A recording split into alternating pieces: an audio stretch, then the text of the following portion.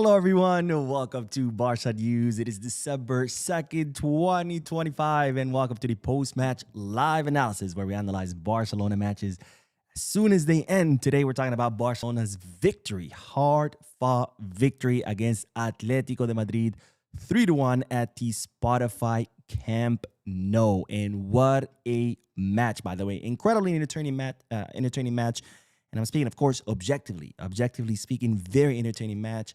Lots of chances created by both sides. Lots of missed opportunities from both sides.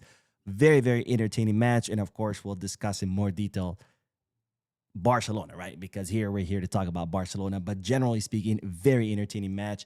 Very hard-fought victory. And of course, a very important victory. Because let's not forget, ladies and gentlemen, La Liga's race is really tight this season. We have 4 teams. All were 1 point. There's 1 point separating every single one of the top 4 teams before this match. So this was a must win for Barcelona, because had Barcelona lost against Atletico Madrid, we would have dropped 3 very important points. And of course, we would have lost the leadership spot and the race would have gotten even worse. So very, very, very important victory. And now let's talk about the match specifically. Now, the goals came, of course, from Rafinha, Dani Olmo, and Ferran Torres. Ironically speaking, the last 2 goals were from the 2 worst players, because Olmo and Ferran Torres have been the 2 worst players recently, and yet the 2 of them came through. Now, before we talk about the actual match, the team, the lineup, I do have to talk about Ferran Torres' gesture, because when he scored a goal, he started doing this, kind of like telling the fans to shut up. And I did not like that whatsoever, because I think Ferran Torres here errs. And he errs because he is doing that because he received a lot of criticism after the Chelsea match against in the Champions League, because, of course, he had a clear shot where he got a great pass. He was front of goal by himself, head-to-head with the goalkeeper, and he completely blew it and missed it. He cracked under the pressure and missed it. And those kind of chances you cannot miss. You cannot miss such a clear chance against Chelsea in the Champions League. Especially not if you want to be the starting 9 for Barcelona, right? Because Ferran has been saying in interviews that he believes he could be the starting 9. If you want to be the starting 9 for Barca, you cannot miss those chances. And he did. And he received a lot of criticism. And today he scores a 3rd goal and he does this. Tells the fans to shut up. But Ferran, scoring this goal does not take away from the fact that you missed that chance.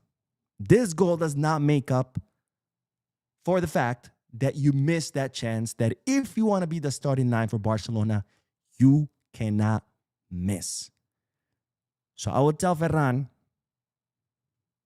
to stay humble, to keep working, and if he wants to really shut the fans up, to shut them up with work on the field, not by doing this. Because we've seen that before. Remember Coutinho?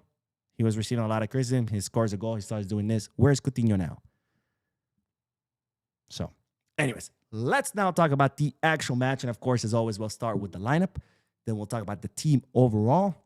And then finally, we'll talk about the individual players. By the way, costly victory because Olmo and Pedri are both injured, but we'll talk about those 2 players in general. Now, this is the lineup that Hansi Flick chose for today's match. Of course, Joan Garcia in goal.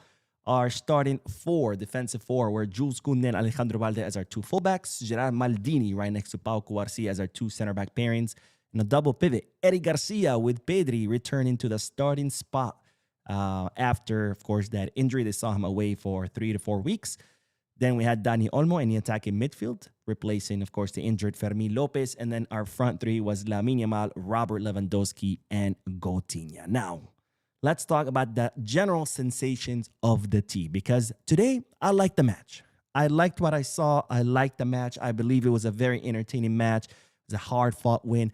But nonetheless, I still think that the team there's still room for improvement. And why is that? Because I'm still seeing a lot of individuality. I'm seeing a lot of individual play, and I think we're lacking a lot of first touch passes. I'm still seeing players just trying to dribble the ball. I'm still seeing players, trying to run with the ball, do flashy things where, yeah, sure, that's entertaining. And that's something that maybe you want to do when you're up 2 or 3 goals. But when you're down or when you're tied and when you need that third goal to seal the deal, we need more efficiency. We need fast movement of the ball. We need first touch passes. We need passes that break lines. We need passes that penetrate. We need passes to the backside defenders. That's kind of the teamwork that I want to see. That's the kind of attack mindset that I want to see. Instead, we saw a lot of individual play, especially like Lamine Yamal, for example, during the first half. We saw him constantly trying to dribble. And sure, sometimes he would do some amazing things that would leave us all like speechless, like, wow, look how great he is.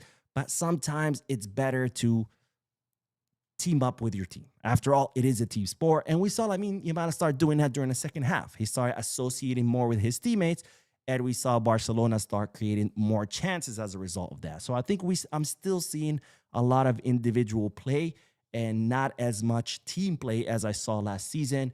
And I think that's why I'm saying there's still room for improvement. But nonetheless, having said that, having put that aside, I do like what I saw from the team. I like that this team came out with that hunger and desire to win. And you saw that from the first minute. From as soon as the whistle blew, this team wanted to win.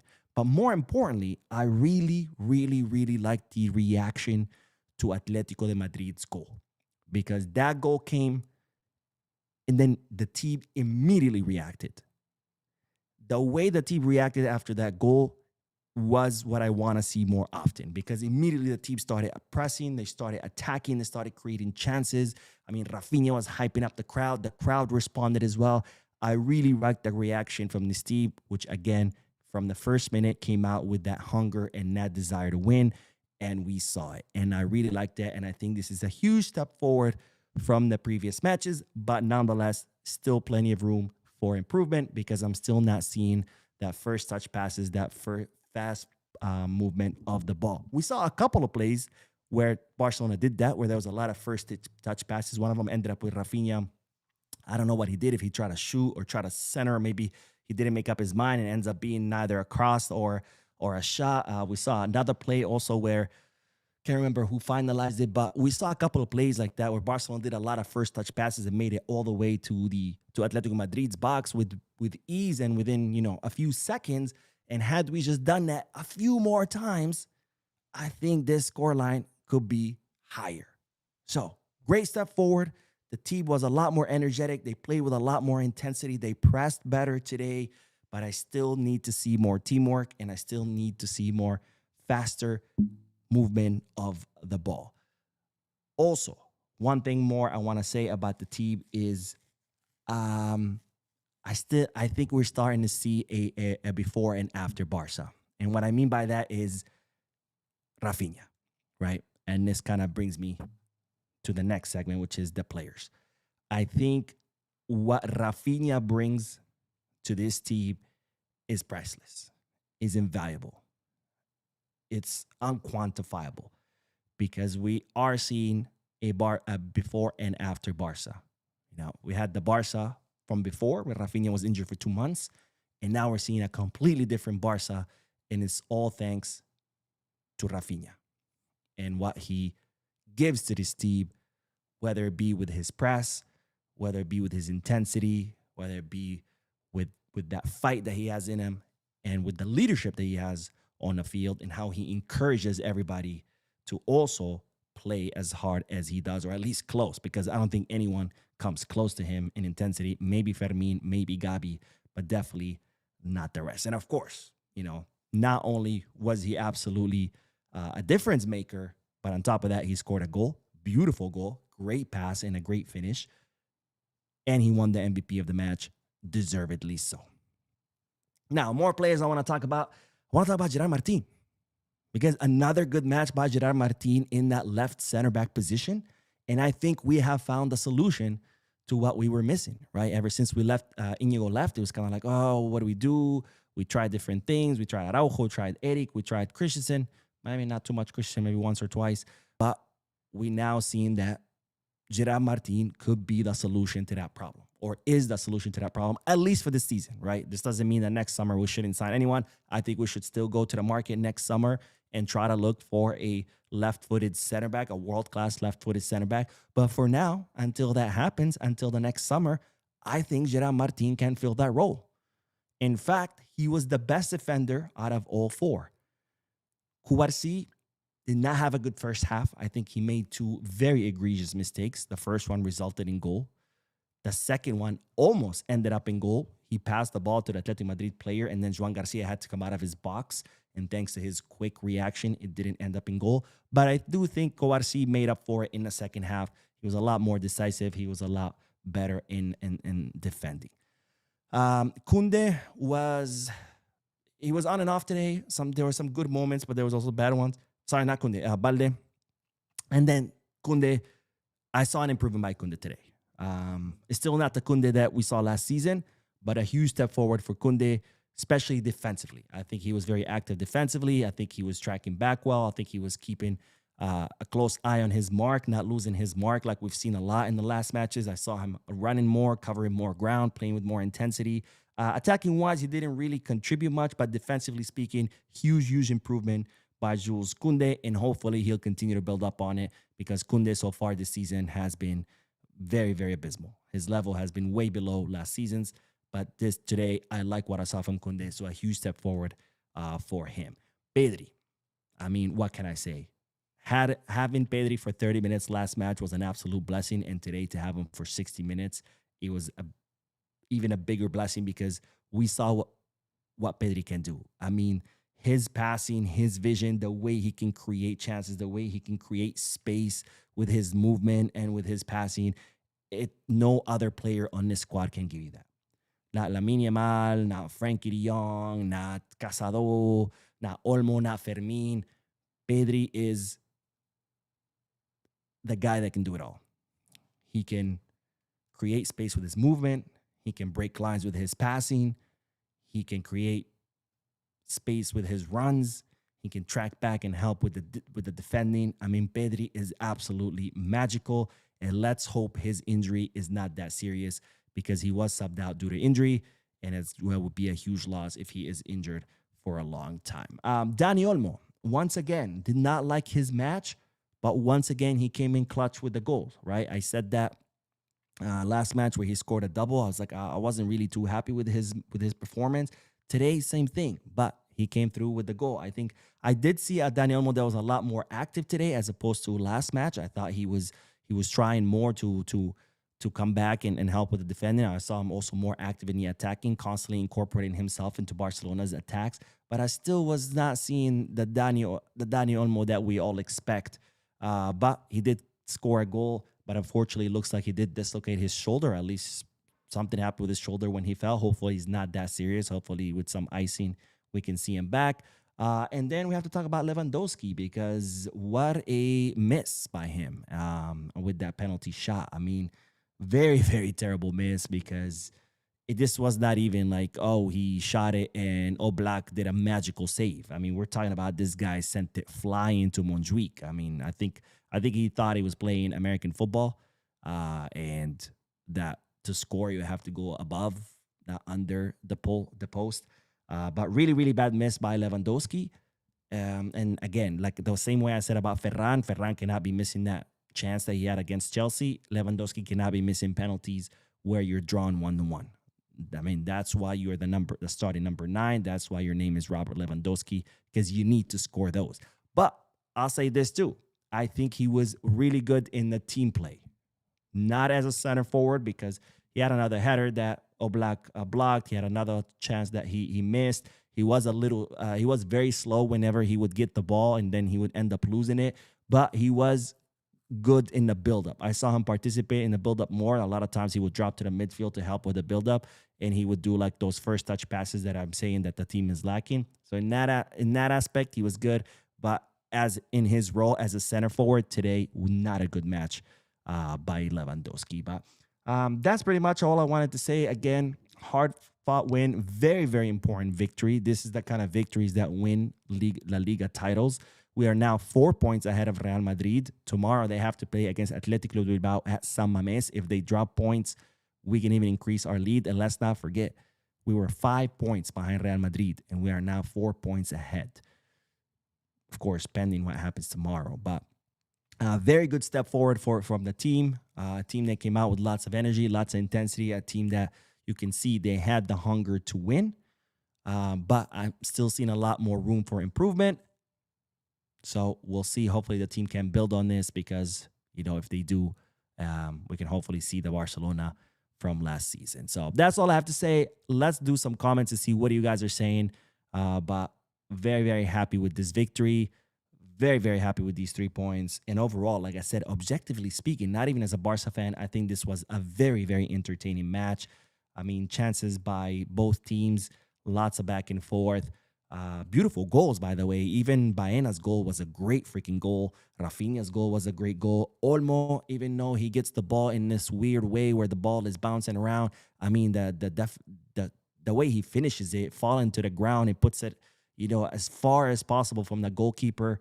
And then even Ferran Torres, maybe not the finish because he's just in front of goal. All he had to do is push it. But the play that leads to that goal, I think all goals were very beautiful. And by the way, for people who say Hansi Flick is stubborn and he would never change and blah, blah, blah, today he surprised all of us because we were up 2-1. And what does he do? He pulls out Lamine Yamal and brings in Andreas Christensen, switches formation to 4-4-2.